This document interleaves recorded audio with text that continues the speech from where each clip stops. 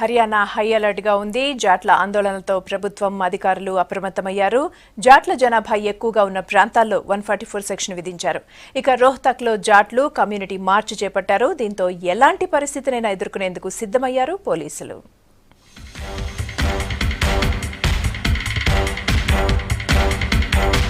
Jat రిజర్వేషన్లపై Punjab, Haryana high court ఇచ్చిన మధ్యంతర stay హర్యానాలో సెగలు రేపుతోంది. జాట్లు మరో దఫా పెద్ద ఎత్తున ఆందోళనకు సిద్ధం కావడంతో సర్కార్ అలర్ట్ అయింది. జాట్ రిజర్వేషన్ కోటా కోసం అఖిల భారతీయ జాట్ ఆరక్షణ సమితి ఇవాళ జాట్ న్యాయ ర్యాలీ నిర్వహణకు పిలుపునిచ్చింది. రోహ్తక్ జిల్లాలోని జాసియా, జింద్ జిల్లాలోని జాంజ్ ఖుర్ద్, భివానీ జిల్లాలోని ధనానా, హిసార్ జిల్లాలోని మయ్యార్ గ్రామాల్లో జాట్లు సమావేశాలు ఏర్పాటు చేసుకుని ఉద్యమ కార్యాచరణపై చర్చించారు.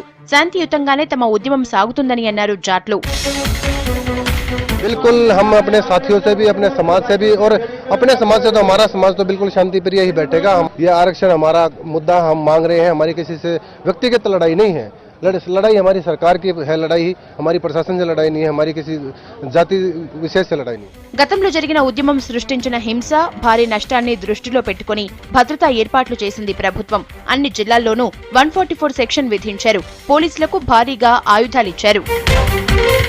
जितने भी स्टेट में के रोड्स हैं, नेशनल हाईवेज हैं, स्टेट हाईवेज हैं या दूसरे रोड्स हैं, और जो रेलवे ट्रैक्स हैं, वो सारे के सारे पूरी तरीके से खुले हुए हैं और नॉर्मली चल रहे हैं.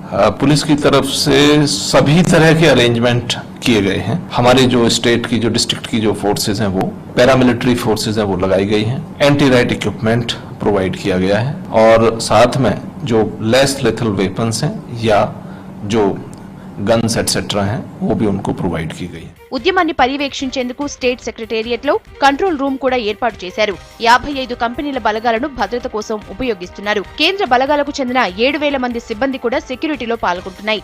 శాంతికి ఎవరు భంగం కలిగించినా స్ట్రిక్ట్ యాక్షన్ తీసుకుంటామని అంటున్నారు పోలీసులు.